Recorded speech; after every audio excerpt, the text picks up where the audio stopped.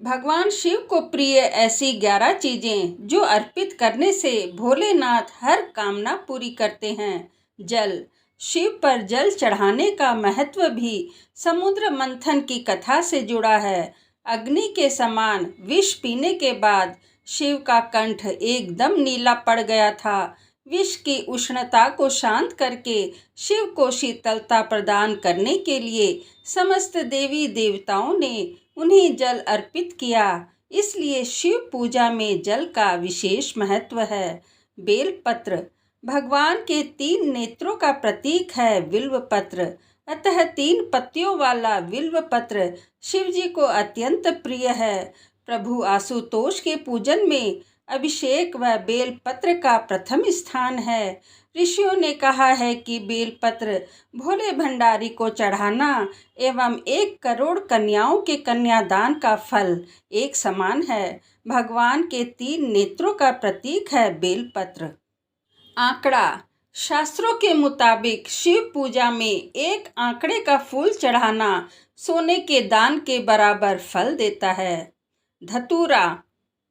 भगवान शिव को धतूरा भी अत्यंत प्रिय है। जहाँ धार्मिक कारण बताया गया है वहीं इसका वैज्ञानिक आधार भी है। भगवान शिव कैलाश पर्वत पर रहते हैं। यह अत्यंत ठंडा क्षेत्र है जहाँ ऐसे आहार और औषधि की जरूरत होती है जो शरीर को ऊर्जा प्रदान करे। वैज्ञानिक दृष्टि से धतूरा सीमित मात्रा में लिया जाए तो औषधि का काम करता है और शरीर को अंदर से गर्म रखता है, जबकि धार्मिक दृष्टि से इसका कारण देवी भागवत पुराण में बताया गया है। इस पुराण के अनुसार शिवजी ने जब सागर मंथन से निकले हलाहल विष को पी लिया तब वह व्याकुल होने लगे। तब अश्विनी कुमारों ने भांग, धतूरा, बेल आदि औषधियों से शिवजी की व्याकुलता दूर की। उस समय से ही शिवजी को भांग धतूरा प्रिय है। शिवलिंग पर केवल धतूरा ही न चढ़ाएं बल्कि अपने मन और विचारों की कड़वाहट को भी अर्पित करें। भांग।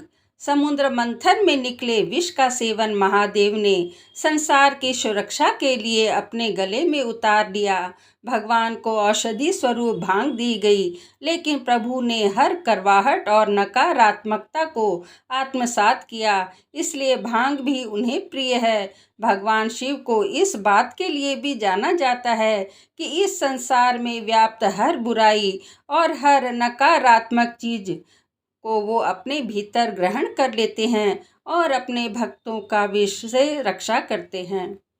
कपूर भगवान शिव का प्रिय मंत्र है। कपूर गौरम करुणावतारम, यानी जो कपूर के समान उज्जवल है। कपूर की सुगंध वातावरण को शुद्ध और पवित्र बनाती है। भगवान भोलेनाथ को इस महक से प्यार है, अतः कपूर शिव पूजन में अनिवार्य है। दूध। श्रावण मास में दूध का सेवन निषेध है।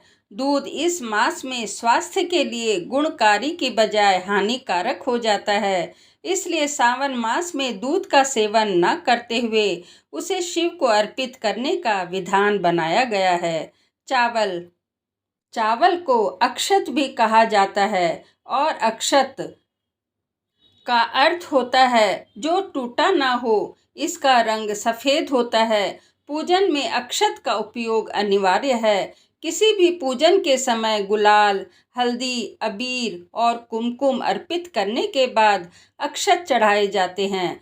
अक्षत न होते हैं तो शिव पूजा पूर्ण नहीं मानी जाती। यहाँ तक कि पूजा में आवश्यक कोई सामग्री अनुपलब्ध है तो उसके एवज में भी चावल चढ़ाए जाते हैं।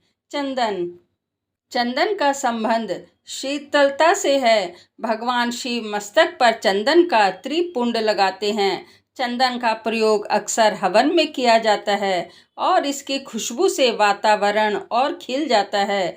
यदि शिवजी को चंदन चढ़ाया जाए तो इससे समाज में मान सम्मान, यश बढ़ता है। भस्म।